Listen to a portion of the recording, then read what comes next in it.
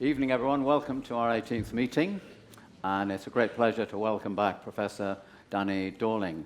As you know, he's a famous, and I was going to say world famous, economic geographer, done a huge amount of work to explain and convey the ideas of inequality, poverty, and many other social dimensions in the UK and around the world. And you've seen that in his biography, which I'm not going to go into. I will introduce him in a slightly different way because of something he told me over the meal we've just had together. And you might find it reassuring that he's going to cope with this splendid Keele World Affairs audience, because 2 or 3 weeks ago he had to go and speak to 200 anarchists in London. And apparently their meetings are ad hoc. We're a bit more organized than that, aren't we? And apparently, he doesn't necessarily get up to talk first and then they ask questions. The anarchists can just get up and talk before he starts. And he told me this did happen, and there was a woman there who stood up and told everybody else that she rescued pigeons in central London. She had one with her. And there was a woman with a strong Italian accent who he could barely understand, who said she hated immigrants. So I don't know whether you are going to be able to give him such a lively evening tonight. I hope you'll do your best. We have to ask the question whether Danny is an anarchist himself, and you'll be the judge of that later on, but he also revealed that when he was 1 year old, his babysitter was the Marxist Tariq Ali, who has been to speak here. Those with long memories will remember, came here about 10 years ago. So Danny is a great friend and supporter of the whole idea of Keele World Affairs. This is at least his 4th visit. He came in 2007, The World as You Have Never Seen It Before. And I'm just wondering, when I read this, when he talked about that in 2007, did he really imagine what it would be like in 2026? That's one for the Q&A, isn't it? 2015, Economic Inequality and Our Grandchildren's Future. So he does look into the future. October 2020, I wonder how many of you were watching World Affairs Digital, and Danny was there, Is the Human Species Slowing Down? Well, we've invited him back to show him that it isn't. And now he's going to talk about another of his many books, and here it is. And I hope you'll meet him at the book desk with the Nantwich bookshop, and it's all about the next crisis. What do we think about the future? A lot of it's about the future, isn't it, Danny? Over to you.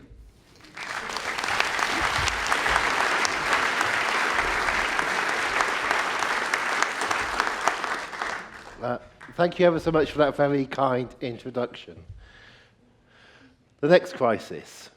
It's a rather silly title for a book, because, of course, it's impossible to predict the next crisis. But it does get attention. It's interesting, particularly if your publisher decides to print it with a yellow background with black and red shouting out at you. Why did I write it? I'm an academic geographer. I've spent my whole life working in universities with students who get younger and younger each year. It's extremely depressing. And what I've noticed in recent years, and I work in the School of Geography and the Environment, so a lot of climate change scientists, I've noticed a kind of rising levels of apathy and fear, of worry and concern about the future amongst the students that I teach.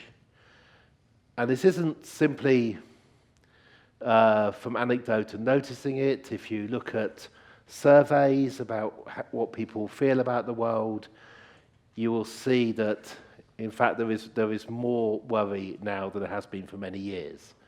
Last year, Ipsos Mori recorded the biggest ever increase in anxiety about the future And that's quite a shock because we had two high points before.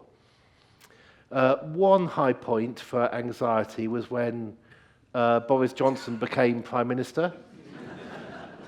And I think maybe this is not in good taste, but the peak of anxiety in Britain at that point was only equalled by the onset of the COVID pandemic. So, you know, that shows you how worrying Boris was. But last year, before recent events, people, particularly young people, are concerned about the future. So what I thought I'd try and do, and this is this annoying way in which some old person tells you and sits you down and says, well, why don't you put all your worries in order? You know, they can't be as bad as you think. So what I thought I'd try and do is write a book which takes the worries that people have, as recorded by surveys, and tries to put them in an order of what's the biggest, what's the next, what's the next. So we won't do it because I promised to finish on time, but I could get you to put up your hands and you'll have in your own idea what the biggest crisis is. To be exact, in terms of the question to think about, it is what most worries you about people in the country that you live in, what issues of concern most worry you. So I'm going to show you the results of that 2 slides on. There are many other ways in which you could look at crises. There are people who are paid to predict the next crisis, that they're risk managers of major firms. And the top ones meet in Davos every year and produce a kind of quite interesting list of what's going to go wrong this year, in case any of you want to know each January. They don't tend to get it right, thankfully, but their job is getting people scared. But I'm much more interested in what the majority of people worry about and how that worry changes over time. And also, of course, are these things we might actually do something about? And should we be as worried as we are? We haven't always worried. This is the frequency of the use of the word crisis in the English language since about 1820. Now, we don't have anybody here from the 1820s or 1830s or 1840s. But please take my word for it, these were not decades where everything was wonderful. Right? The past was a constant stream of epidemics, pandemics, wars, bad harvests, things going wrong. But we didn't talk about crises that much. No, okay, a little bit has been changed in the use of the English language and so on, but it wasn't. There's a slight rise in the late 1930s that something might be going wrong. This is across all books in the English language that have been scanned by Google. But it's not until the 1960s do you get a big spike in the use of the word crisis. And then it goes up and up and up again. And that graph very usefully ends in 2019. So we know it's going to be even higher when we get the data for 2020. Now, what's going on? What I think is going on is that we actually had a remarkably long period of peace, late 1940s, 1950s, 1960s, in a lot of the world. We also had many more people being educated, many more people could read, many more went to university. When the Cuban Missile Crisis came along, more people were in a position to say they were going to worry their little heads about this, and they weren't going to leave it to their betters to deal with things. If you like, fewer of us were hobbits. We thought we had a brain ourselves and could think. And when there was an oil crisis in the 1970s, it worried us, even though it was a long way away, and inflation rose. And when there was mass unemployment in the 80s, even though it mostly affected young people, unlike in the 1930s, we had views about this. We were more engaged over time. We've become more engaged. And have had the luxury to worry about the world. So I have a positive spin about why the graph is as it is. Of course, the bad news from this is that as more and more people go to university, apparently, by the way, according to UNICEF, it is 43% of the world's children are going to university. I don't know if UNICEF have got it right. It's the United Nations Children's Fund. But before you moan about Britain being at 50% at 18 and say it's too much, or 65% by age 30, we're now slipping down the European league tables on these things, but 42% worldwide. We're telling young people that they have a right to think, and the more we tell them that, and the more they think, the more worried they get about the future. You know, you could think of a happier time, but it wasn't necessarily happier when you left school at 14 and went to work in the mill. But you were not worrying about global affairs. This kind of event didn't occur. Here's the 18 prompts. If you've got very good eyesight, you don't need to have, you can see the things that Ipsos Mori put to people every month in about 30 countries in the world, including India. And the Chinese Academy of Social Sciences also put very similar list of people to people in China. Then we've got most of Europe, we've got a couple of countries in Africa, we've got South America. So this is a global collection of worries. And what I've done in the book is amalgamate them into 6 groups. So this will be showing you what most people in the world, which in a sense is most middle-class people in the world, the better off 4 billion people who bother to fill in surveys or answer the phone or complete the internet questionnaire, what they worry about. And it can be a surprise. And it changes over time, and it varies between countries. But for the last decade, this is roughly what it's been. The first 2 big worries you can combine into one, which is cost of living and poverty and inequality. Before the cost of living crisis rose up during the pandemic, inequality and poverty was the greatest concern worldwide, which was quite incredible because it simply didn't feature 40 years ago. I put these 2 things together. They rank 1 and 2 in the Ipsos surveys and say that is at the top. It's a crisis in how we get by, how to actually pay the rent, how to get enough food, how to be able to have a holiday ever if you're going to have one. There's an enormous ignorance about this. This has been my main work for most of my life, is about inequality. There was an article in the Times recently talking about how better off the average American family was than the average family in Britain. And it got its stats completely wrong from a different source. About a third of American families have an income before tax of under $35,000 a year, another third of under $75,000. We tend not to appreciate how unequal our societies are, and that most people have very little. I wrote a book a couple of years ago called 7 Children, about 7 typical children, and they were spread equally across the income distribution. And the posh kid, the middle child of the top 7th in the UK, their mum and dad, I had them running a corner shop, but they could have been 2 secondary school teachers. That's your rich family in Britain. 6 out of 7 children's parents are not earning as much as a couple of teachers or a couple of successful entrepreneurs in a corner shop.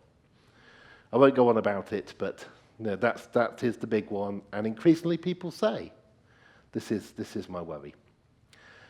The second one absolutely shocked me. I'll go through these, which shows my ignorance. I worried about poverty and inequality because I've been writing things on it for years and years and looking at data on it. But unemployment is the second biggest fear in the world, and a huge fear in a country like the UK. And you might think, well, how can it be? We've got a very low unemployment rate. But it's the fear of many people in work that they'll be found out, sacked, won't get another job. It's an enormous fear of university students that nobody's really going to want them, or at least not want them for the kind of job they want. So that fear of not being wanted. Now, the way I got it up to be second, it used to be first, and it's kind of dropped down slowly over time, is I stuck immigration in there with it. Because quite a lot of the fears of immigration are about work, people coming to take our jobs, this kind of thing. In general, by the way, if somebody comes, they tend to create work for other people. Immigration creates jobs. It's when nobody comes that you have high unemployment and an area is going downhill. But I'm sure we can talk about that later.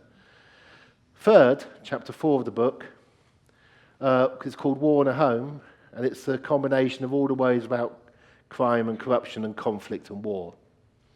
War's a dramatic one, but for most people in most of the world, most of the time, war isn't their biggest worry. If you happen to be in a country neighbouring a country that's just gone to war or been invaded, then it suddenly rises up. But in fact, being mugged, being burgled, is a bigger worry for most people than war. But war is topical. So, security, and these things are really basic if you think about them, just going through. How do I get by?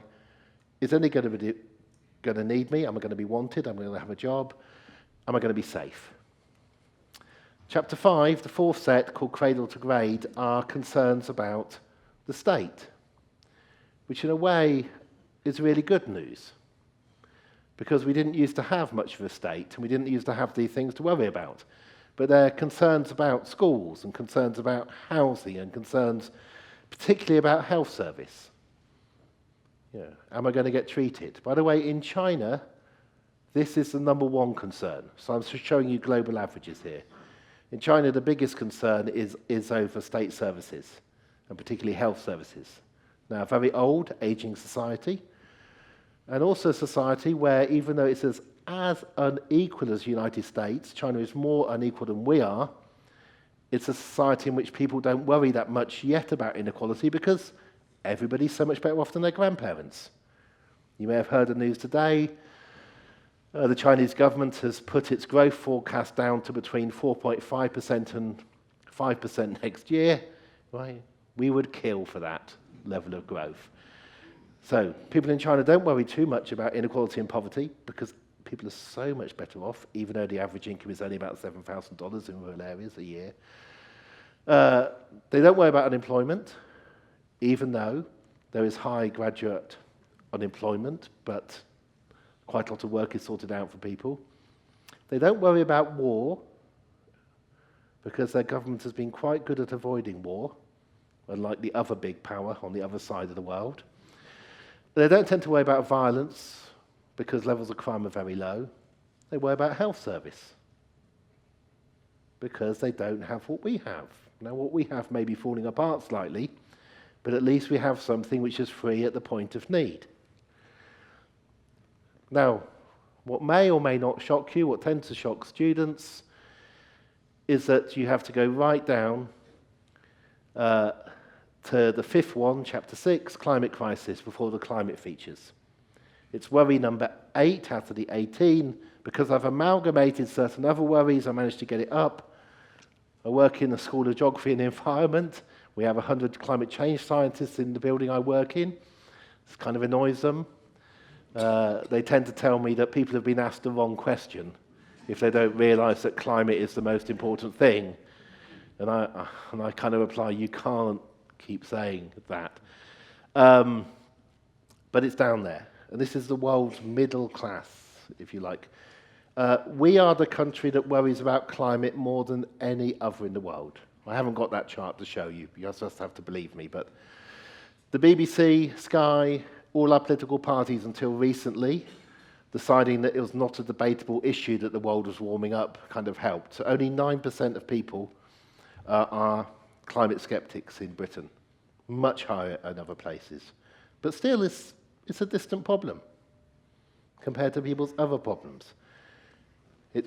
Places that will be most affected are further away from us, we may think. Times when we'll be most affected may well not be in our own lifetime. It's not about how am I going to get through the next month, and the money I have. And lastly, I got biodiversity up there, species disappearing, and the kind of things that are irreversible. And if you were to take a really sanguine look at this list, a lot of it we could sort out, we may be sorting out in various ways, but there are some things that we may be doing or that are happening which we can't fix now. The good news about biodiversity and species extinction is that most of it's happened. You may think that's an odd statement to say, but we've lost 70% of the large mammals in the world. Most of them were quite rare and lived on small islands, but still, if we had lost many more of the large mammals, that could have included us. But it's fairly devastating what has occurred. Let's click through these quickly, just an illustration about them. This is mainly to cue you for thinking about questions. So, poverty, inequality, and cost of living. There's your inflation graph for the UK. When inflation comes down to whatever, 4%, 5%, 3%, that doesn't mean things have got better. Things are only going to get better, better by which I mean 2022, just 4 years ago, you'd have to have negative 10, negative 20% inflation to get better. Everything really does, most things cost much more than it did. We've become, and many other people in the world have become, much, much poorer. And the extent to which this alters your life depends on what income and wealth you have. And most people don't have much income, and most people don't have much wealth. But most people are very unaware of what other people have. But this is a devastating thing to have occurred. Right. Unemployment, and I've stuck in there the way about immigration as the blue line in Britain.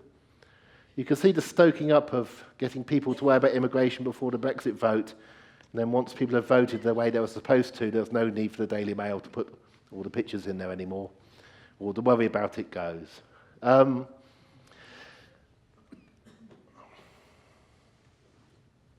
We've had the most remarkable thing occur with immigration recently, when it's interesting just how the BBC hasn't reported it, or did report it, didn't comment on it. In December of last year, our net immigration figure fell from 600,000 a year to 200,000. 400,000 people less. Biggest drop, I think, ever recorded. A little bit more of that, and we'll be able to watch Glasgow collapse again, Liverpool collapse again, if you're old enough to remember the city still populating. Sheffield blowing up tower blocks again and demolishing terraced houses. When your population goes down, things get bad. But it's easy, quite easy to get people scared about other people, particularly if they're scared about other things. If they're worried about, have I got enough to get by? If they're worried about, is anybody going to need me? If you tell them these other people, they're not like us and they're coming, they're going to make things so much worse, it's not that hard to do. It ought to become harder because we've been saying the same thing for so long, but maybe not. War. I've got a few charts in the book. This one took the longest. Since 1989, a very nice group of Swedish academics have been charting the number of people to die in wars and warlike events very, very carefully, almost every individual. And this is the world, most of the world. I zoomed in because you wanted my graph to be bigger, but almost everything's there. This is every country in the world sized by the number of people who've died in war since 1989. Ending in 2022. So if you've got very good eyesight between Iraq and Afghanistan, you'll see Iran. Relatively small up until 2022. Smaller than USA, by the way. Look at that. You'll see how tiny the UK is, but that most of Europe doesn't even feature.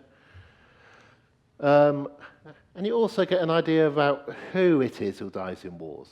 It's always useful to step out, I think. We tend to get absolutely mesmerized by what's happened this week. Try and remember what was in the news a month ago, 2 months ago, 6 months ago, a year ago. It kind of goes out. You probably know about the phrase about throwing a dead cat on the table. And if you really want people to stop talking about whatever it is they're talking about, you throw a dead cat on the table and they start talking about the dead cat. At the moment, it's as if we have several dozen dead cats being thrown on the table every day, just in case you think about the last thing that was happening, and they don't want you to. But step back. Don't think about each individual set of wars that have resulted in these people dying. Which, until the turn of the millennium was going down, it's risen, not usually, but the deaths in war has risen a bit ever since Steven Pinker wrote Better Angels of Our Nature, saying that war was ending. It got worse. But look at the overall aggregate of who it is who dies. And think about where the weapons come from in many of the cases that kill these people, and where the arms are, or who's making the money out of this. Now, you could be cynical. You could say, well, they're very bad people who couldn't run their governments in a way to avoid a war. But I'll leave it to you. I just think sometimes when you step back and look, you can see something that's quite shocking. Yeah. We have a large industrial military complex. We're one of the countries in the world that makes a lot of money out of weapons. We're not the people who dies from their use. Cradle to grave. I like graphs, partly because you look at the graphs and you don't look at me, and I feel less intimidated, because lots of faces looking at me is fairly awful. And I think it's good news that we worry about these issues so much now. Our schools, this is everywhere in the world almost, used to be ragged and charity schools, school age being, well, none, and then a little bit of primary education, but not much more. Not free, and then we made it free, and then in this country we were spectacular. We produced the first comprehensive education on the planet in the 1960s, or one of the first. A few comprehensive schools earlier. They came and copied us from places like Finland, and then ranked really highly.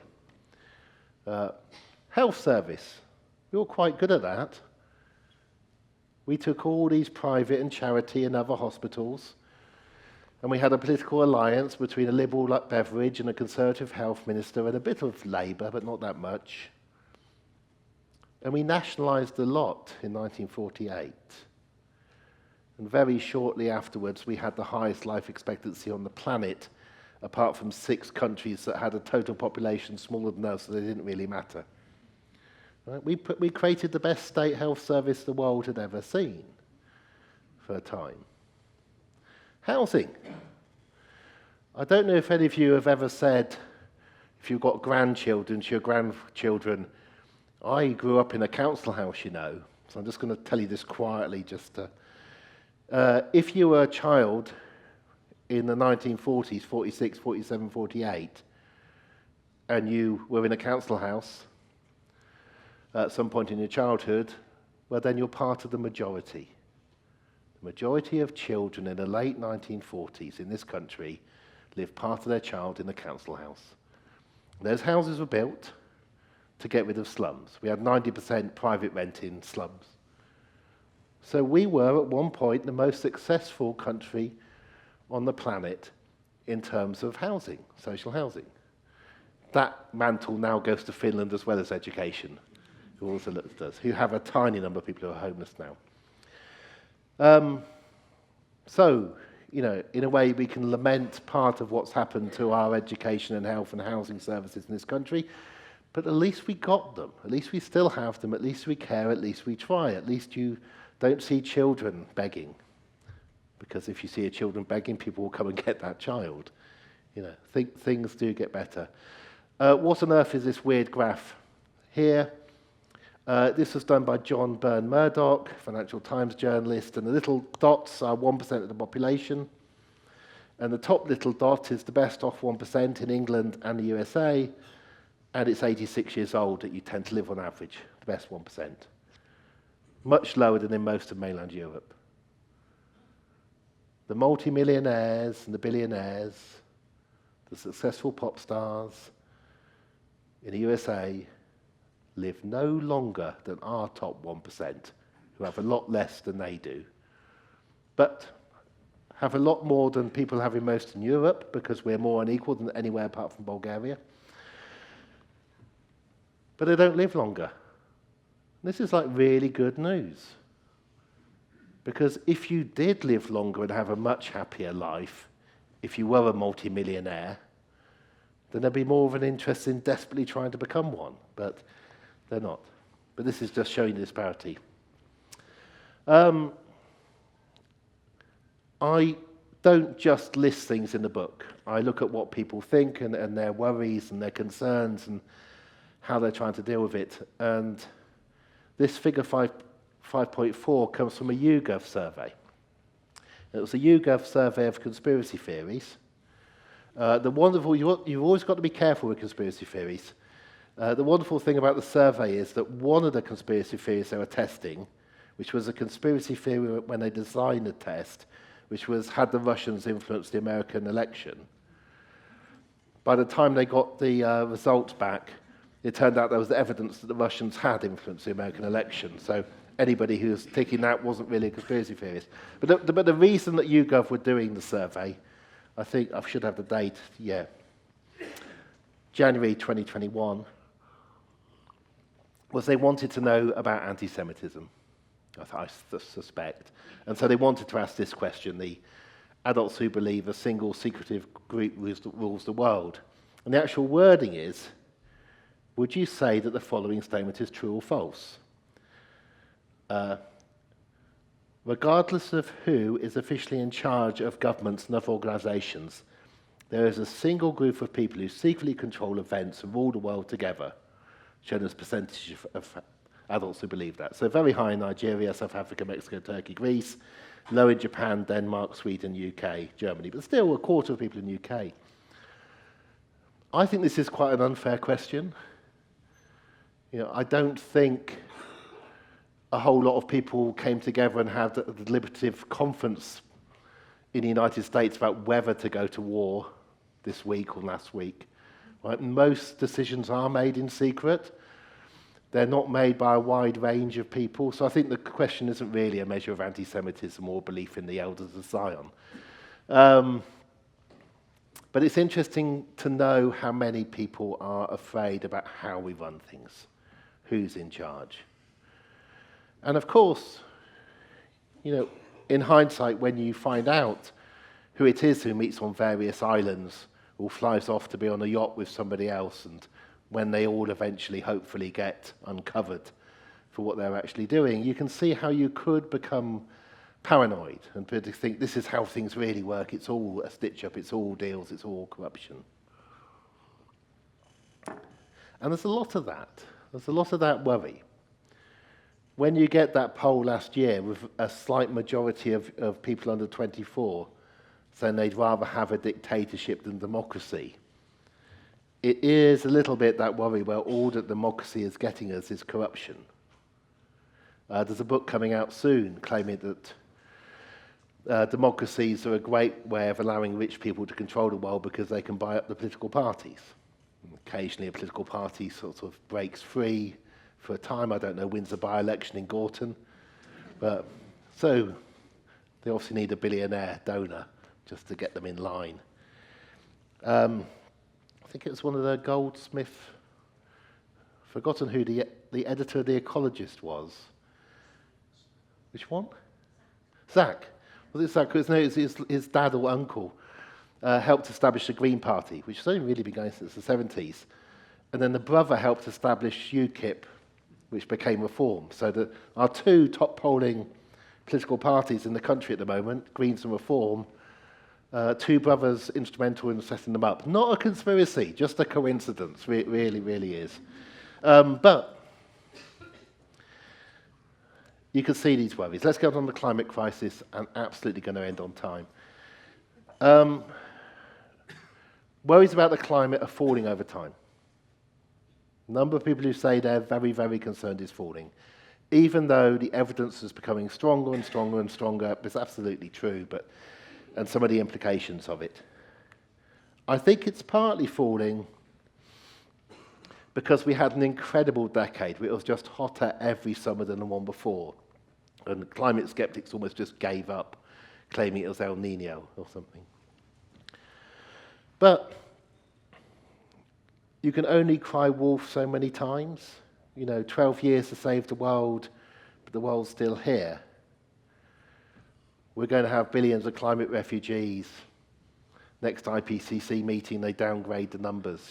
You can say too much. The heartwarming thing is this log graph here. This is tons of carbon dioxide produced by different groups in society. The bottom 4 billion of the planet, there's 8 billion of us roughly. The next 3 billion, it's a log scale. That's the really important thing. Right down to the richest 770,000 people. Absolutely enormous carbon footprint. And you might think, how on earth do they manage to get such a high carbon footprint? It's really tricky. You've got to fly everywhere by private jet. You need to have yachts burning diesel, ideally more than one of them. You need multiple homes, lots of servants. It's incredible how much the behavior of the very rich is so carbon intense. But you don't have to go down much to get to us. A lot of us in the room, certainly me, are in the best of 70 million people in the world. When, if any of you do, I do, fly on Ryanair or EasyJet, and you're looking around, making a judgment about who else is there, getting their bargain, majority of the passengers are social class A and B on Ryanair and EasyJet. The proportion of the world's population who's ever flown is going down all the time. 1% of the population make up 25% of all people who fly. We can have a go about the people with private jets. We should get rid of the private jets. Countries like Germany are trying to get rid of the private jets, just make it impossible and get you to fly. Scotland's talked about getting rid of private jets. But the rest of us gone for a long, soggy, damp winter. And it's a bit warm, isn't it? If you just get on that plane. But we can all feel smug that we're so much better in our behaviour than the people who are richer than us. There's the graph showing the UK, just 9% of people think it's a hoax. USA was at 27%. Probably a bit higher now. And you could get despondent about it. It's easy to get despondent if you don't step back and realise that when I was at school, I did well in my geography at A-level because I wrote all about the Ice Age, because that was part of the Ice Age that was coming. It was part of the curriculum. It's easy to get despondent. Something more practical about why people, in a sense, may not be stupid.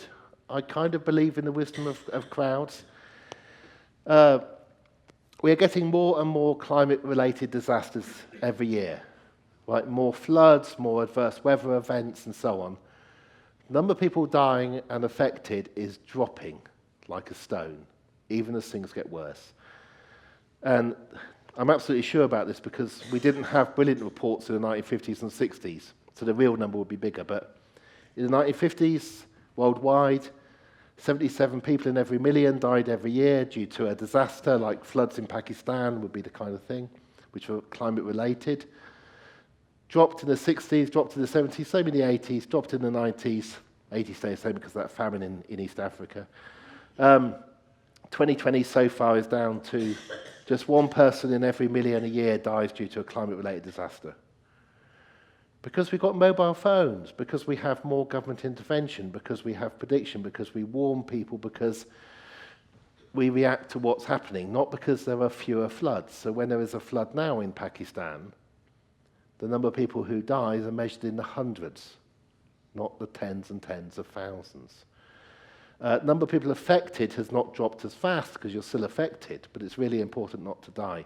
Now, I'm not saying climate change isn't a problem, but I'm trying to explain why might it be that people who don't necessarily believe it's not true are less worried about it. And it could be because they're actually seeing adaptation partly in place. I've got 2 minutes left. And the last slide. So, the book has a lot of scope to annoy people. Clearly, it's not written as flippantly as I've been speaking to you about these things. But it is an attempt to be optimistic. It is an attempt to say to people, put the fears in worry. If your biggest fear isn't one of the biggest fears of other people, you know, if you're really worried about that asteroid hitting, or you're really worried about AI, or you're really worried about something else, well, other people don't worry as much. They might not be wrong. AI might well rise in the future in these surveys. It isn't yet paranoia level. I won't read this out. This is being honest about my politics. Thomas Piketty's 2024 book is lovely because it's absolutely tiny. It's written at the bottom. I want to give a plug. The Nature, Culture and Inequality. It's the complete opposite of his massive Capital book, right? Which nobody read, because you can tell because all the reviews were about the first 20 pages. It's really short and really sensible. These problems are not necessarily with us forever. Poverty need not be with us forever. It is largely caused now by inequality. We have absolutely brilliant cheerleaders for showing why inequality is bad. They're called Elon Musk and Donald Trump. They're doing the world an enormous favour by showing that the super rich are not super clever. Right? And this is changing the attitudes of young people. People are no longer impressed by people who become extremely rich anymore. Really fast turnaround. The fact that 5 of the 8 richest people in the world stood behind Trump on his inauguration, that's really helped. Right? Because we know where they stand with. Unemployment. We've only had unemployment since the 1880s. It never existed before. The word wasn't there. You couldn't be unemployed. You died. Right? It's not a never-ending problem. It's something of our modern age that we created. Violence and war. More and more people are really shocked and opposed to this. Do not see violence and war as a legitimate way to behave. Not least helped by the rising position of women in society, which was at 0 just over 100 years ago. Yeah, but you don't have to think that violence and war is always with us. And in the past, we were much more violent than we are now. State services, I've already said, why it's a good thing that we have them as a worry, because we've got them. It'd be really bad if we stopped worrying, just went, oh, it's absolutely fine that the dentists in the UK have handed back millions of pounds to government because, you know, but if you didn't hear the news today about dentists not wanting NHS money. Of course they don't, because they can make more money out of your absolute fear of awful pain. You all know this. We could sort it. We could sort it. That kind of thing. Climate. Emissions will go down at some point. They've already gone down in the world's largest emitter for the first time ever last year. Carbon emissions in China have fallen. Unbelievable achievement, which we don't talk about much because we tend not to like to mention China, other than Hong Kong, which we didn't do a brilliant job at. And then the last one, species. Well, it's too late. There's no point worrying about something you cannot fix, but you can at least change your behaviour to save the things that are left, not least because the things that are left were more useful and more able to survive than the things that became extinct. I'm optimistic about what will happen. The poster, by the way, was seen as radical and subversive in 1914. When it was put up. It's the East Bradford Socialist Sunday School poster, which had the 10 commandments of the Socialist Sunday School, which I haven't got for you. You'd have to get the book to look them up. But believe me, if you were to read the 10 commandments of the Socialist Sunday School movement, they're just common sense and nobody would disagree with any of them nowadays. 1914, they were seen as unbelievable that you'd have this and subversive and strange that you would do it. I have twice had prevent officers in school get worried when they've seen that I'm going to show the 10 Commandments of the Socialist Sunday School to pupils, which is kind of good. It's good we care. But you'll have to get the book if you want to know what they are. But if you don't believe in progress, have a look at just how fast attitudes have changed. And what was seen as radical a century ago is seen as common sense now. Thank you very much for your attention.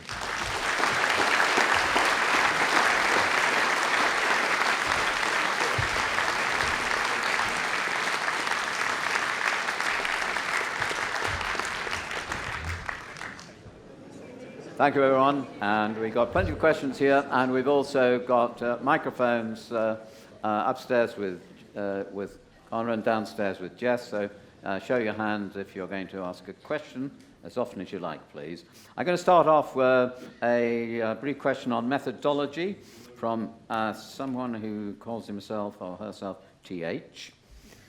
How do you and Oxford University collect and interpret all this data to make sense and draw conclusions? So just a quick view of your impossible task. And I think there are other questions sort of thinking, well, how much confidence you have in the data? And I think one question was, do you think there are some questions where those who are polled aren't telling the truth? Aren't giving their true opinions, and so on. Yeah. So you know where I'm coming from with these questions. So I look at a variety of sources. I do think that the Ipsos Mori Global Burden Survey is the best, the largest number of countries, the longest running, the most frequently asked, which is why I settled on it. But I do in the book give examples of how different ways of asking questions can produce different answers. There are examples, I think, from a poll in The Guardian of if you ask people about the rise in the importance of climate, does it really matter to you? You get a much higher number of people. But I also deliberately, and I hope I make it clear in the book, I don't weight the countries by their populations. I just average them all, which makes it very European biased. So these views are actually biased towards your views a little bit. So, you know, if you think that can't make any sense, this is actually, and these are people who fill in surveys. And most poorer people in the world just do not fill in surveys. So it's having a kind of a gut feeling for it, but thinking what is the most reliable, most widespread survey that we have of what it is that matters to most adults, at least. Children are not included, under 18s. This question's from Adrian Cartwright, and it's again, in a way, asking about the data. So he's asking which three countries, if you can recall, are the least worried, or do they just have different worries? Can you recall which of all these countries? Yeah, I can remember. Is least worried the same as happiest? Least worried or most optimistic? Well, I can tell you the answer. It's India, and this may worry you. So India is the most optimistic, least worried country in the world, and I think, and you can see this as me in my bias, I think that partly reflects the incredible success of Modi and his party convincing the Indian people that they've really got it good. I don't think it's the reality when I look at other data for India. Amazing increase in inequality in India, and the poor getting far poorer, the rich getting richer. Surveys about how much clean water there is, just the government claims it's given huge numbers of people tap water. It doesn't make sense. But India is a case study in it is possible to tell a population that you've made things much better for them and for that population to believe you. So India's number one. Then over not worrying, Sweden doesn't do badly. but they have an absolute fear of violent crime because they didn't have much at all, and then they had a rise in Stockholm, which they think is very big, but from the point of view of other countries isn't. So India and Sweden, I'll stop there. You don't think it's because the Swedes watch these Scandi noir dramas that, I mean, they have the most gruesome murders in them. And whereas if you watch Murder in Paradise, it's quite nice. Yeah. They do. That book became, what's the name? Something to do with the dragon back tattoo. Yeah. So, the Girl with the Dragon Tattoo, yeah. New York #1 bestseller. Translation, and quite incredible. I don't know, no. But if you look at their attitude in the pandemic, which were, it was interestingly slightly more laid back than other places over what worked. So there are cultural things that are interesting about different places. In the USA, if you ask a very simple question, how are you, or how are you doing on the scale from 1 to 10, you'll get very high answers. Because there's a culture of just saying, I'm doing great. And you actually have to ask a bit more before you find out that people are not doing great. So there's a lot of this you have to worry about. Right. Yeah. I'm not so bad. We're going to switch now to immigration. Question from Faye, because you did feature this and in a certain way in your talk. Yeah. So you mentioned, don't worry about immigration because it's falling. But Faye says, but surely the concern is that it is the skilled and the wealth creators who are leaving the UK to be replaced by unskilled people. And so how can the UK's systems support this? So okay. That's not an anti-immigration question. It's a thoughtful question. So can you sort of peel a few layers off the problem and talk to us about that? I wasn't saying don't worry because it's falling. I would really worry about the fall in immigration. Our fertility rate fell last year to its lowest ever, which is 1.4. There's no way it's going to go back up to 1.8, 1.9 again. We last produced more than 2 children each, or 2, when I was born. If that fall were to continue, if the fall that was recorded in December continues, really worry about your care homes working, your local doctor working. Worry about house prices. I'm not saying don't worry because of the fall. I would be really worried about the fall. There was a switch course in Who Came. We managed to be incredibly rude to all our European friends who we'd invited in, and then decided we suddenly didn't want them. That really puts people off coming. But you can't control immigration by immigration control. Never works. You just get different people if you try and do it. So we got different. Wealth creators, only 1% of the multimillionaires ever leave. I was asked this question in an elite private school in London. Why won't the really rich leave if you tax them at normal European levels?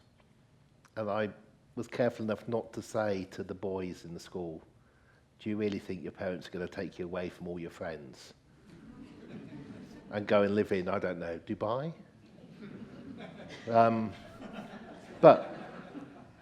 But we know, once somebody gets to my age of 58 and they've got a few million, they're really sticky. They don't actually tend to migrate. In terms of who's coming in, tend to have real get up and go. Migrants have get up and go. I mean, I've never been a proper migrant. Imagine moving to another country and setting up life there. We know, this is not anecdote, we know that migrants have much better health on average than most people, more optimism, more drive, more likely to set up businesses and do stuff, despite most often being poor or having suddenly become poor in the case of very, very many. And are often massively overqualified for what they're doing. So because a man may be driving a taxi, but might be qualified as a dentist, but they don't have our qualifications as a dentist, so they're driving a taxi. It's really worrying when the migrants don't come. We had 2 big waves of migrants, well, more, but 2 recently. One in the 1960s, and those folk who came in the 1960s, in effect, made up for the babies we didn't have in the 1930s. They were born in the 1930s, but in the Caribbean and in India. And they came to work in the NHS and then the last shift in the mills because we hadn't had kids. We then dropped our children again in the 1970s. We had very few children in the 70s, even fewer in the 80s. And when we opened up for the A8 migration, the people who came made up for the children we didn't have. So we've done really well. Other rich countries have a similar pattern. We're not going to be able to do this for much longer because fertility rates around the world are plummeting. People are choosing to have fewer children everywhere. In your grandchildren's lives, they'll be the first humans on the planet to watch the population of the planet fall. Currently predicted to be about 2082. It's probably going to be earlier. But peak baby was 1990. There was a little peak 20 years later. It's been going down and down and down. Because peak baby was 1990 in the world, they're currently aged about 36 years old. So you have more people aged 36 years old in the world we ever had before. But they're not going to be... We already know this. They haven't been born. The children have not been born. China dropped from 7 million to 5 million births last year. India dropped for the first time ever to a fertility rate of 1.9. It's really interesting, and I think it shows a global concern about the future. When you're worried about whether the future is going to be safe or not, you put off settling down with somebody, you put off starting a family, you may never start a family, you may only have one child. So you don't want to be somewhere where people don't come. I was asked this question decades ago on Radio Doncaster, and we just produced an atlas of immigration. And the host on Radio Doncaster, who just announced the closure of the last local mine, turned to me and said, "Why are all these Germans coming here?" And I had to think on my feet, how on earth do I tell him they're not Germans? They were born in Germany. Your largest immigrant group in Doncaster were born in Germany, but they're the sons and daughters of the Army of the Rhine. They're squaddies' children, because nobody was coming to Doncaster. Right, and this is, we just don't get it over. If people don't come, you are in trouble. In the situation which is now normal in all of the rich world, that we do not have that many children ourselves. We've really got to grasp this. We're lucky for the moment, but it's that being able to replace the children we didn't have with people born elsewhere is going to come to an end. Spain has just announced that it's going to make legal 500,000 people who are currently illegal in Spain. Finland celebrated its second city getting to its largest ever population due to the immigrants. It's at some point, the question is, are we going to be the last European country to work out what's going on? Yes. I think we need to be very clear about the benefits. You've also got...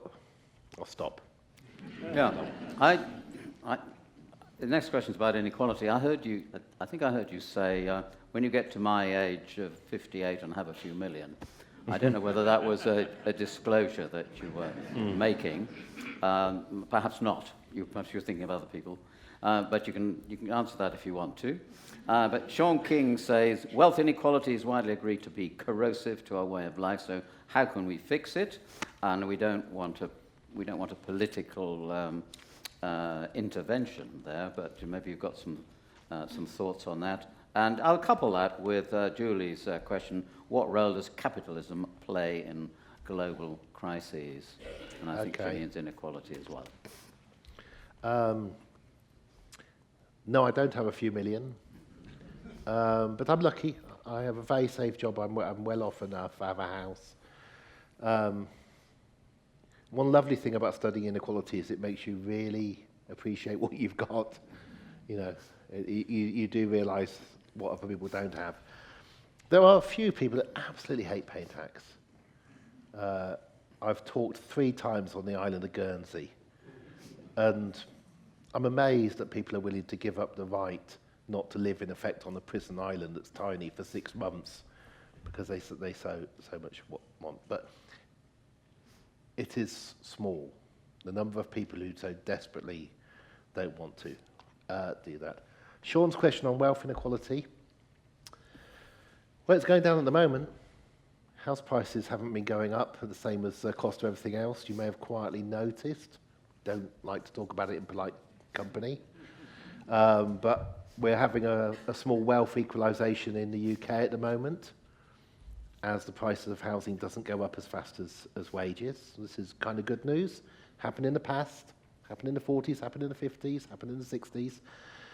Wealth inequality isn't as bad a problem as income inequality.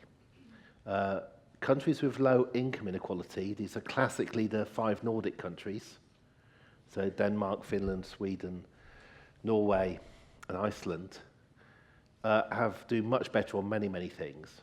But there are another 5 countries in Europe which are more equal than them by income, and another 5 which are almost as equal. So there are 15 Nordic countries, and those other 5 almost as equal include France and Germany. So it's quite incredible what's going on. We're weird. Us, Russia, and Turkey are just big outliers. You know, with just huge inequalities, corrupt governments, and so on. Large. That's how we look. The poorest fifth of people in Britain have less income than the poorest fifth in most of Eastern Europe. That's what being the most unequal country matters. The point I was trying to get to, if you control the behaviour of the wealthy, their wealth doesn't matter that much. So the kind of secret deal in Nordic countries is you can keep your wealth, but you can't get involved with politics. You can't buy a political party. You can have your land, but people are allowed to walk over it or even camp on it, but it's still yours. So I worry much more about income inequality than I worry about wealth inequality. Why does the secret deal work? Because people with wealth, sometimes frightened, want the ability to be able to leave a country if things go badly wrong. They often in the past, they have relatives who had to flee somewhere, might have had to flee Russia, and they're really worried about their wealth because they might have to flee. And the irony here with the other is because people want to be immigrants if they have to, the rich. So you say we're not going to tax all your wealth, but we are going to have a very progressive government, and everything is then better, which is why rich people stay in more equal countries. The trite example I often roll out is to compare American pop singers with Swedish ones. And the key thing about the Swedish ones, and you know who the Swedish ones are, the most famous are called ABBA, are still alive, right, and haven't died of a drugs overdose. You'd actually do better being rich in a more equal country where you have to pay more taxes and you can walk safely in it and you're not afraid of being shot. War. It was interesting where that came in the ranking, fears of war, so that's generated some questions, so let's explore those. Ian Watson, have the worries about interstate conflict increased since 2022? I can't remember whether your chart showed this. He says with Ukraine, Israel, and Iran, those conflicts. So what's the latest, if the data's available, what's the latest on that? Chris Nibbs. So statistics and surveys. Now, this is an awkward one for you. If you ask this audience, how many people would agree with Starmer and stay out of the war with Iran? So what percentage do you think would agree with Starmer? What percentage? Sure, we could ask them, but we don't have the technology we don't have, to do it you need that. Private. No, we haven't got that. No, it's too expensive. Okay. And they would have to use their mobile phones, and we don't allow them to switch them on. No. No. The data's monthly. So you can see the immediate effect of the Russian invasion in Ukraine. Romania's included in the data, Poland's included. You can suddenly see the huge rise in fear of war if you're neighbouring a country that's just been invaded. It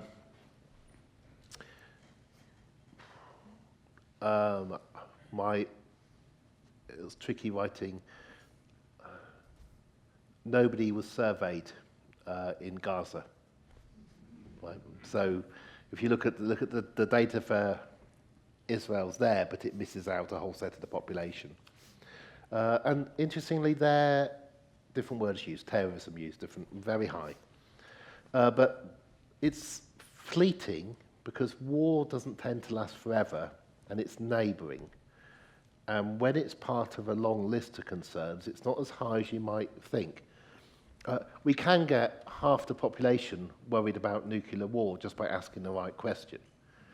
But most of you, most of the time, are not actually worrying about any of these things. You're worrying now about your bladder, or how long is he going to go on for, or, right? So when we do political opinion polling, most people in Britain do not actually have a solid view about who they're going to vote for in the next election. And similarly with all these abstract worries, you have to remember. What is Starmer's view did change over the weekend, didn't it? We weren't going to let the Americans do anything. We had our Love Actually moment. If you remember Love Actually, when the Prime Minister stood up finally, that lasted 24 hours. And then we say that they can use some of our bases, but not Diego Garcia, please. I think what the audience would agree with would depend on exactly how you ask the question. And then, of course, about your own political beliefs. And probably quite a lot about your memories about Iraq and the decision before. It's really interesting, I think, that a Labour Party with about 400 MPs really does remember that this was their thing. And, of course, it affected Tony Blair. And it's interesting how reticent the Labour Party is to step in on this again. And we did it last time with a Labour Prime Minister, the best one ever, Harold Wilson. He kept us out of Vietnam, which is why we don't have Vietnam veterans in the audience. Yeah, we don't tend to celebrate these successes about when we have not done something silly. My abiding memory of the Iraq War was the protest in New Zealand in 2003, I think, when there was a big march in Wellington, the capital, up to the Beehive, which is a government building in New Zealand. And the protests all got there, and then they simply clapped the government because it was refusing to do what America was telling it to do. And we forget these things of not getting involved. Your emotions are boiled up at the time. When people want a war, there's a lot of playing with, you really, really must support this. If you look back and think about all the wars since 1945, all the way from Korea onwards, and think, what did any of them actually get us?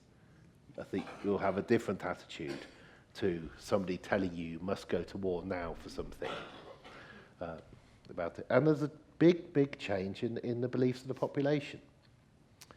It would be extremely hard and also pointless to do conscription nowadays.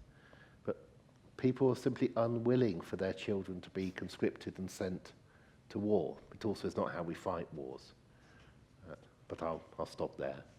Yeah, I remember when I was a student, I went on a protest, probably the only one I've been on, and I didn't know what it was about, but I followed it, and at the end of it all, I asked someone, well, why are we marching? And they said, oh, it's about the Bay of Pigs and the Americans trying to invade Cuba. Yeah. So I did protest against war, unwittingly. And I hope there are others who've done the same. Right, I'm going to move swiftly on to generations. Okay, we've got several questions about that. Let's get the flavour. So we seem to be going backwards in many areas, relatively, How can we improve matters for the younger generation? Joe Sexton, I tell my grandkids I've lived through the luck, but it will not be so good for them. She's wondering whether she's wrong. I suspect she's also wondering whether she was wrong to say that to them. And because it wouldn't have cheered them up, would it? And Steve Elsmore, you started your talk confirming the biggest concern of students is apathy and fear. So how do you attempt to change? That's a slightly different question. How do you attempt to change their views? So intergenerational differences, and then how do we encourage the young to be less worried? Take those backwards. Apathy and fear is often expressed through the very high rates of mental illness amongst young people. They're not faking it. It's there. It may, got to be really careful how I say this.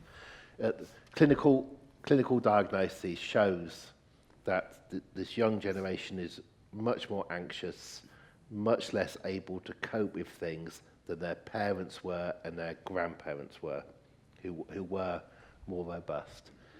And it's not that they're snowflakes. It is that if you, because most of you are older than the young generation, if I took you and I got you to be born 22, 23 years ago, and you lived through constant news, you know, I can remember when breakfast TV began. We had a party, very sad. And in the morning we watched Frank Boff, right, whatever. They've been inundated with information that we didn't have.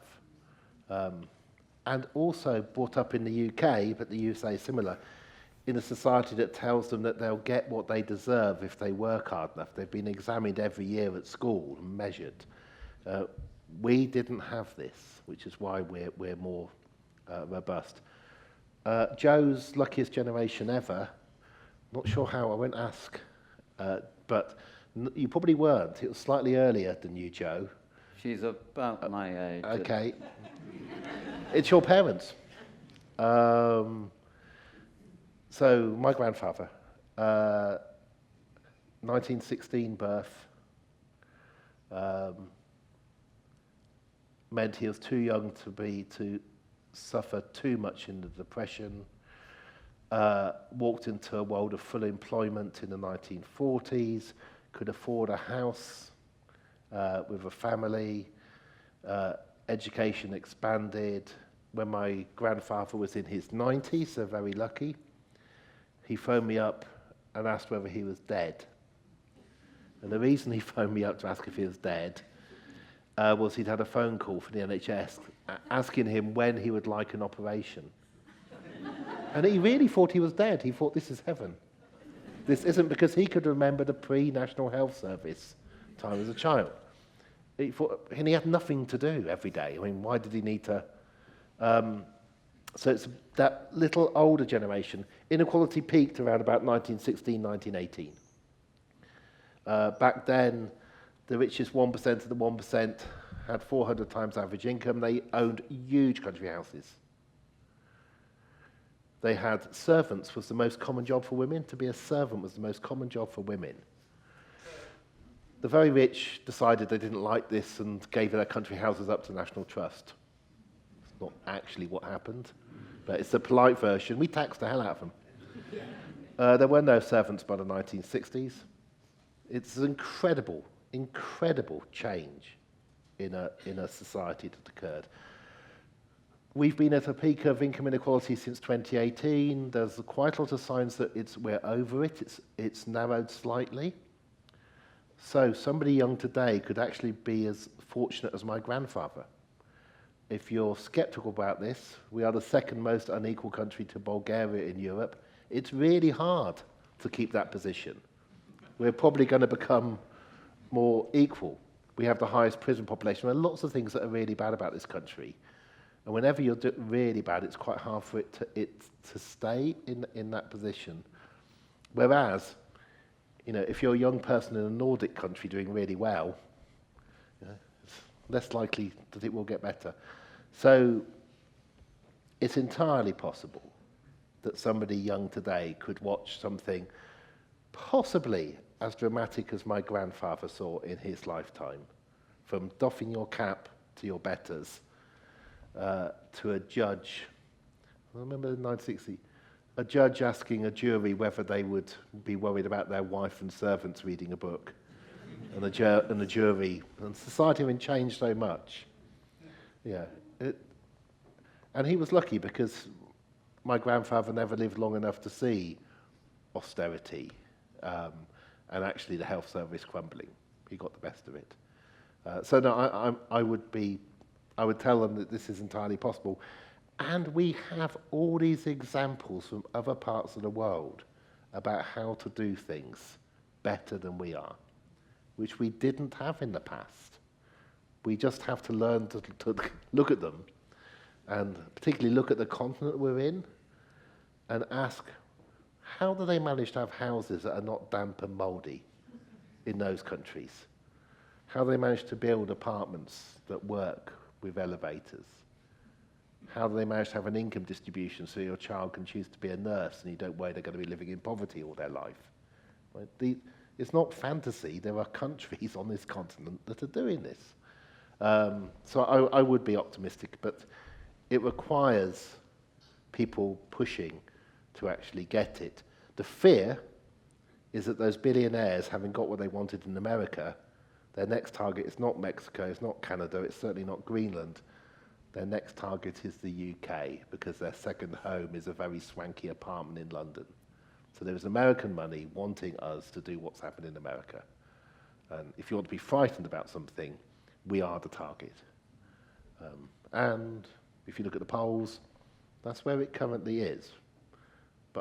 And you can actually interfere in British politics with huge amounts of money from abroad at the moment quite easily. I don't understand why the government doesn't try to stop that now. Great. Now we see a bit from the intergenerational questions. We got the microphones are there, and actually there was with two students who are younger than me, I think everyone else in the theatre. I wonder if either of you want to say something what it feels like from your standpoint? If you just stand up so everyone can see, that'd be nice. Hello. This is Jess. Hi. So I think talking to some PhD student, so talking to other PhD students, one of the things that we're most scared of, and there was a recent poll actually done by the SU, is AI, and actually it's not just about employment and whether it will increase inequality, but it's also about the wider aspects of like climate change and how much like water that AI is using and that kind of thing. I think that because it spans all of the kind of most of the crises that you've discussed today.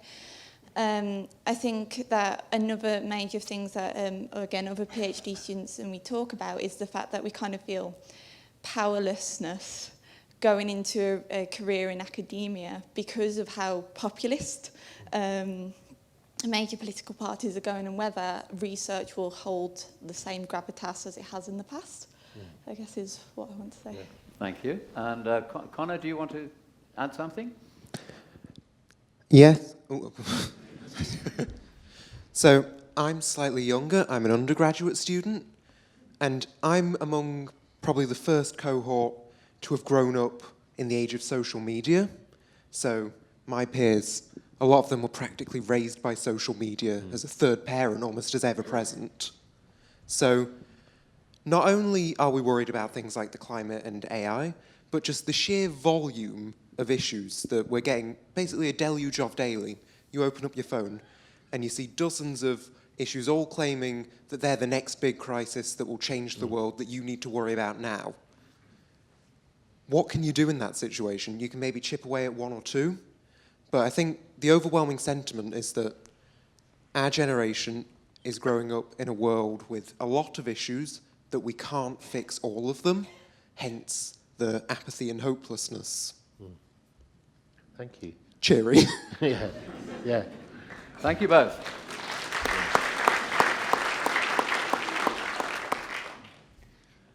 Some of the questions actually link to what Jess and Conrad had to say, and I'll come on to those. But if anyone else would like the microphone, just would you put up your hand so they can see you? Otherwise, I'll be pressing on. So media. Right, let's just sort of see what people are asking here. Elizabeth Snow. Is it an obvious link to say rises in anxieties is related to the rise in the use of social media, particularly, should say, sources of news? Ed Brown. Are people's fears and concerns heightened by the way in which the important topics of the day are covered in the media? And would we have greater peace of mind if we didn't watch the news on television or read newspapers? Goodness. Christine Powis. Global news is relayed to us hour by hour. Is it a positive influence or does it inflame crisis thoughts in the population? And one more. I know you don't like too many, but they're all pretty much on the same theme. Anne Fryer, how much weight do you give to the advent of television through the 50s and 60s compared with today's wall-to-wall, and she puts news in inverted commas, news media coverage of events, and then causing this upturn in the use of the word crisis, which was in, I think, your first or second slide. So, media. Media and AI. The variations, I'm a geographer, so I always use the variations between countries. We are slightly at a disadvantage because we use English. So in countries that don't use English, there is a protection from the effects of social media and the wall-to-wall news because they're not being bombarded by so much. So if you look at the news in Finland in Finnish, it's not as kind of scary. There's that effect, which isn't our fault. We always worry about the latest thing as the biggest, most terrible thing, and hence AI at the moment. I have a worry about AI, all kinds of. One is how much money's been invested. They absolutely are going to need to have young people hooked on it like a drug to ever make the money back that they've put in on the investments, particularly Americans. And so we have the highest use of AI is people below age 24, and they're using it often to say, what should I do today? How do I cope with this? Incredibly personal questions. And the advice that it tends to give will not tend to be helpful. It's designed, AI is designed to be addictive and plausible. So quite a lot of my PhD students have on their CVs AI intern. When I asked them what they actually did for a year, they sat there looking at what AI was producing as students like you. They did this as undergraduates or as master's students, and saying whether they believed it. They didn't know if it was true or not. It doesn't have to be true. It just has to be plausible and feel helpful. I suspect that we will begin to control the influence of this as we see the adverse effect of it on young people. Using AI in your education means you learn almost nothing. You can produce things that look like a good essay. It's a brilliant way. I dislike the Oxford tutorial essay, if that means anything to you. I really dislike this weekly essay that students are asked to write. And one great thing about AI is it gets rid of it, because the AI can produce it as well. And there's a huge fear of it, in that people are more impressed by it, I think, than they should be. So I have students who think that the AI will do their computer programming for them, and it doesn't work. But it's the greatest big worry because it's something we have to deal with. When I began teaching, or sort of shortly after, the great worry was anorexia, if you remember that. People were too thin, still an issue, but nothing like it was. And that was the big, it's going to get worse and worse. I think we will begin to learn how to deal with this. And there are huge differences between countries. Yeah, China, you cannot actually get Google AI or Facebook or receive these things. We have loads of news sources that we can't get because they're censored, so we can't get information. The thing I did notice in the last week, which made me worry, was I've never had a situation with the news where I've been less sure of what is actually happening, because there are so many AI-generated images and so much propaganda on social media that I'm not, and I'm normally quite cocky and convince myself I think I know what's going on. The one I saw today or yesterday was, I think it was the Mirror newspaper, a claim that the missile that hit the British base in Cyprus did not come from Iran. Don't know where it came from, but that's quite an important thing over Starmer's position. But was that a made-up story, or is it real? And I've never seen as much mixture of, obviously governments want to control what can be said, hence those people in the Middle East being told suddenly, stop doing your live feed from the hotel balcony, with just an out-of-control social media. And it should hopefully lead to organisations like the BBC working out that if they can be really, really trustful, they've got a brand that will work for longer, but they might have to be even more of a trustful news source than they currently are. I wouldn't worry about AI and the future for researchers, because it is still growing as an area, certainly growing worldwide. Most of the fear of AI is people simply not understanding what it actually is. So it's the fear of the unknown. And it is designed to be really addictive and look really good. It's a little bit like heroin. It feels like it's an addictive drug that makes you feel really good about yourself when you use it.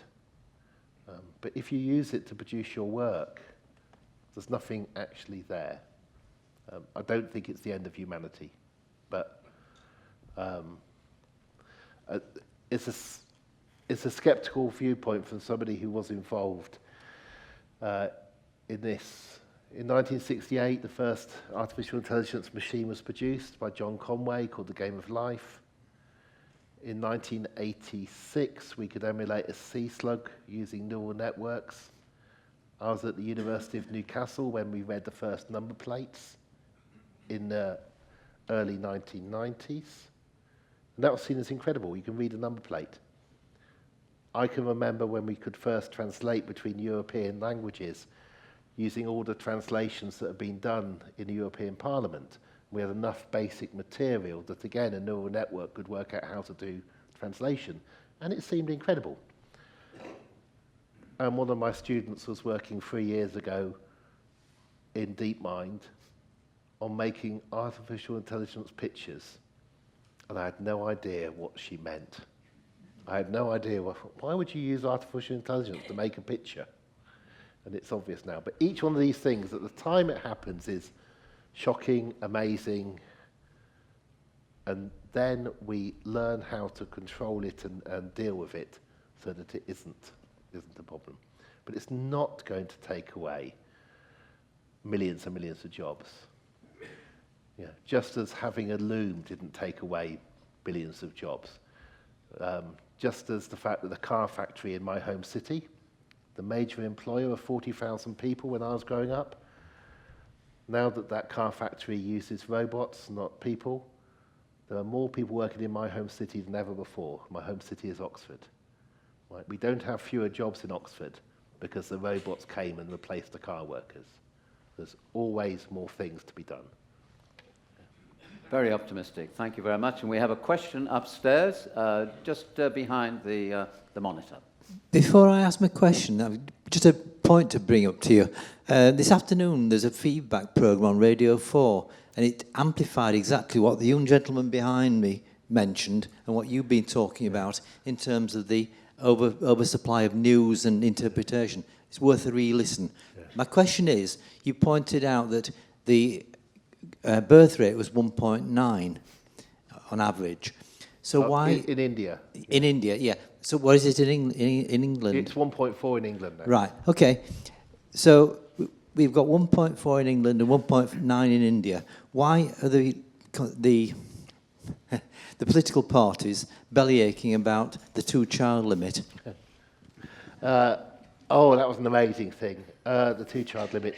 That was George Osborne, who actually just had two children at the time he brought it in.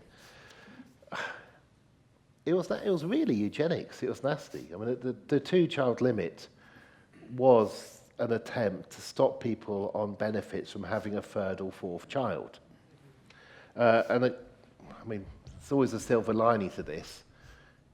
It gave us lots of data. Nobody didn't have a child because of the two-child benefit, right? It didn't result in any fall of births amongst people who were poor. Because at the time you're about to become pregnant, you honestly don't lie there in bed going, let me just check what the social security arrangements are for the country. Well, unless you're George Osborne, presumably. So it was the weirdest thing to bring in. And it had a eugenicist side to it. The idea that eugenics was the idea 100 years ago that there was a great big residuum of stupid people and they were having too many children. And a few of us are really clever and we work at the University of Oxford. And our genes need to be passed on to our clever children and so on. And believe me, this is not true. This is not true. But it was very, very sad, and an extra 500,000 children entered poverty because of it. But we actually got the data to show it doesn't stop people having children, sadly. And, yeah, and of course, the child that's really expensive for the world is not a child of a poor family who is brought up for very little money and very cheaply. A child that is really expensive is a child from a rich family who has really expensive holidays, maybe 6 a year, and a really high carbon footprint. And those children don't necessarily go on to do wonderful things. About 40% now of children in the UK, 40% have no holiday, no summer holiday or any holiday. A holiday officially is 7 days away from home, not staying with family or friends. 40% have no holiday. But those children are not less able to go on to do other things. But it's a great question. It's very, very sad we did this. It's great the government belatedly stopped it.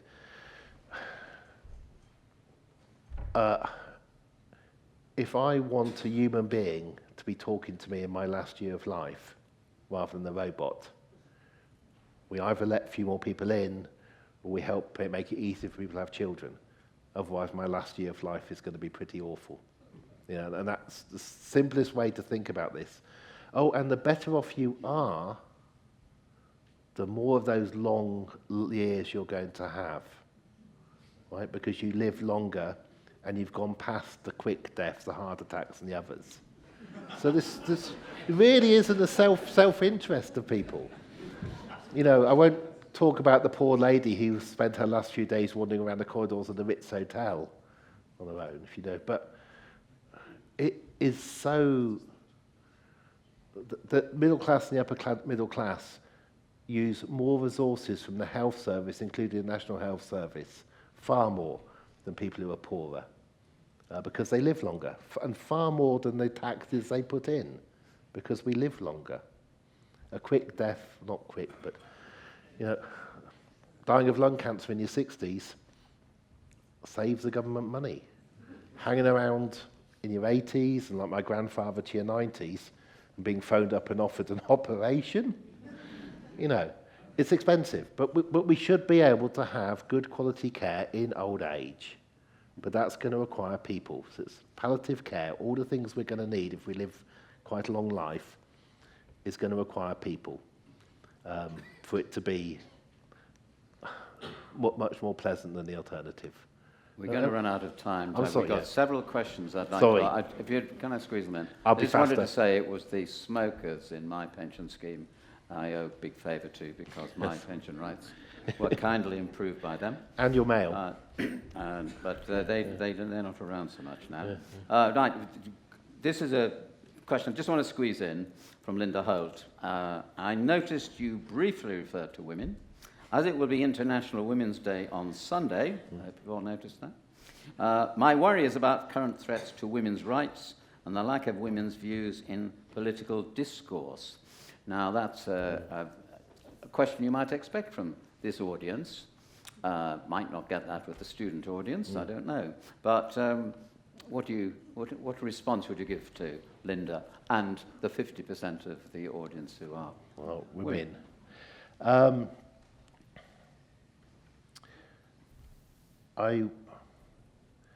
I wish we had better long-term decadal measurements on this. So about 2% of the world's women are seeing a big drop in their human rights at the moment. That's occurring in the United States. But it's about 2%. You know, most women in the world are not living in the United States, and most women are living in places where rights are slowly improving. Paternity leave, which is an increased right for women, because it gets the men to look after the baby. But paternity rights are coming in at an incredible rate and being used in countries in ways that never been thought would have happened. Maternity rights are being increased. Legislation about pay is being used more and more. Gender pay gaps are getting published. Things are happening in universities.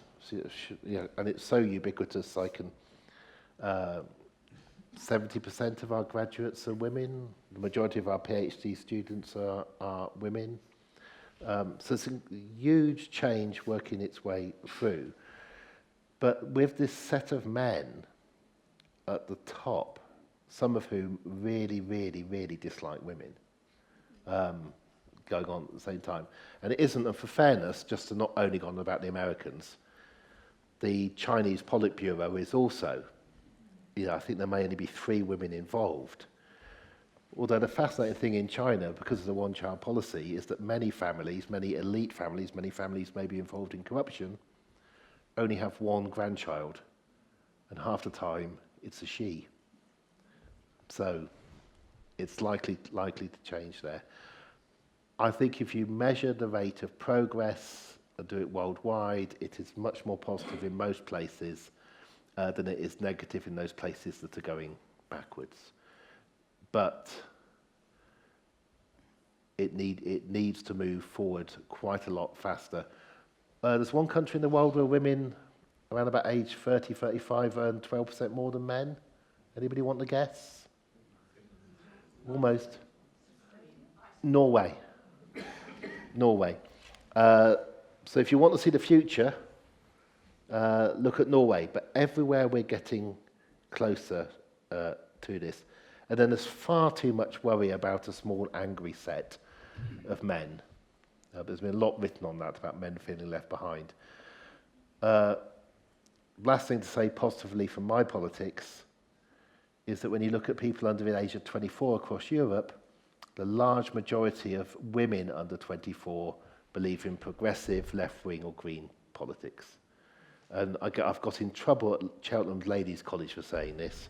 Anyway, I said I couldn't understand why men under the age of 24 aren't also getting into left-wing, progressive or green politics, because they might be interested in women under the age of 24. and the complaint I got from Cheltenham Ladies' College was, we don't want you telling men to lie to us about their political opinions just because... Wonderful. Loads of questions. I'm going to do one more. We have gone over the magic hour, but just one more question. Because I want to put aside...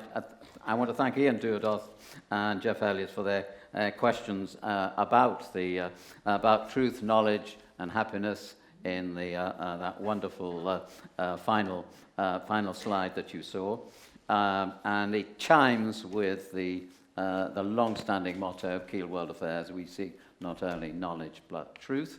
So here we are concerned about false news. And I'm going to set aside Graham Daly's question about climate because Jonathan Porritt will be here next week. Fire and Brimstone, please be here.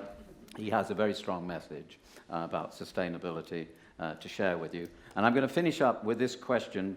Tim O'Malley and David Hudson. It's about whether we, broadly speaking, about whether there should be fear and concern that you've been measuring about the polarization. David says, to what extent is the polarization of open and closed politics a danger to the democratic norm? Tim O'Malley, what about the worry that many people have in the UK about extreme far-right policies becoming mainstream? Yeah. So is this polarization registering strongly in your measurement of fear for the future? Yes, but we are an unusual country in Europe, and somewhere had to be. You know, we're the first one and the only one that left the EU. And a country was going to leave the EU because you could leave it. And when that country left the EU, it demonstrated to the others why it might not be a great idea to do it. So we've done a favour. I think we need to realise a strange thing happened to the UK, probably because we had an empire. But in 2014, our Conservative Party left the European Conservative Group, the EPP, and joined a group which was the far-right group in the Parliament, which had Alternative for Deutschland in it, the Germany far-right. So our Conservative Party moved to the far-right. Reform are in a group even further to the far-right in European politics. Our Labour Party moved to normal European conservative politics. Even Jeremy Corbyn had a manifesto which didn't quite increase public spending up to the level that Angela Merkel did. So Jeremy Corbyn's Labour Party was not quite as left-wing in terms of policy public spending as German Conservatives, let alone allowing in 1.5 million Syrians, half of whom were children. Yeah, so we do have to realise that something very strange occurred to this country, which is partly why the polls are as they are today. The New York Times used to produce graphs once a year called The Rise of the Far Right in Europe. They stopped doing it now because they can't rise forever. And it fell in as many countries, of course, as it rose. If you remember Golden Dawn in Greece, the fear that they were going to take 2 women judges ended that. Not alone, but it was noticeable. Across Europe, wherever the far right has risen, it has been defeated and fallen usually just as much. The one country of the greatest actual danger is us. Right, so I don't want to end on a downer, but at least we should be able to see it. Generationally, the young are not interested in this at all. They really are not interested in reform in Britain. Generationally, it is mainly the old. And positively, one reason when you look at why are older people, interested in reform politics and the Brexit politics before it, is because they want a better future for the young. It's not actually for themselves, because they know they haven't got that long to go. They want their grandchildren to have what they had, which was full employment, being able to start a family, being able to get a house, not having to worry about education, things getting better. And I find that a positive message. You're not going to get it by voting for a set of people who are funded by Mayfair bankers and honestly don't give a damn about Clapton, right? But we're in a strange position in Britain. We have a really weird society, the most unequal society in Europe now. We are desperate in many ways, but we should begin to recognise this and work out how to get our way out of it without needing the lesson of Prime Minister Nigel Farage. Yeah, we don't have to get through to that point. But that is what the people funding him want. And there's a lot of money. There's a lot of money trying to win this prize of the UK for a particular strange kind of politics, which elsewhere on the planet you only see in a few extreme countries with multi-millionaire, billionaire leaders controlling things. And it's not democratic, and we need to work against it. But we probably will. Because the way the polls are currently going, Reform are dripping. They rose up far too early. I didn't expect the Greens to win in Denton. They can't win everywhere. The political geography doesn't work out like that. I'm sorry to annoy any Green supporters in the room, but it's very hard to see the Greens winning 100, 150 seats. But the Labour Party at least is actually genuinely scared, and will become more scared come May, that it could usher in the country's first ever far-right government as a result of the failure of 400 MPs. So at least we know this, and you want to know it now. You don't want to suddenly discover it a year before the election. And again, this makes me optimistic. I do not believe we can walk into this blind as much as we can. And I think the result of that recent by-election and the one in Keele and the others point to possibilities that would have been called utopian or unrealistic, but they've actually happened. And people have bothered to get out and vote against something that would be very nasty. And that makes me optimistic when I see it occur. Yeah.